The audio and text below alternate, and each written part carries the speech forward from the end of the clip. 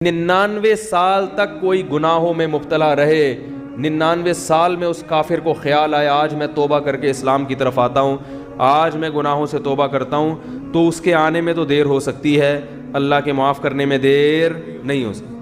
کیسے عجیب الفاظ ہیں حدیث کے، یا عبادی لو بلغت ذنوبک عنان السماء ثم استغفرونی لغفرت لکم ولا ابالی۔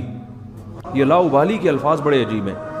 نبی نے فرمایا کہ اللہ تعالیٰ کہتے ہیں کہ اے میرے بندو، اگر تم گناہ کر کر کے زمین اور آسمان کے خلا کو پر کر دو، بھر دیا تم نے گناہوں سے، اب سچے دل سے توبہ کر رہے ہو، اے اللہ اب سے اپنی زندگی کیا کر رہا ہوں میں۔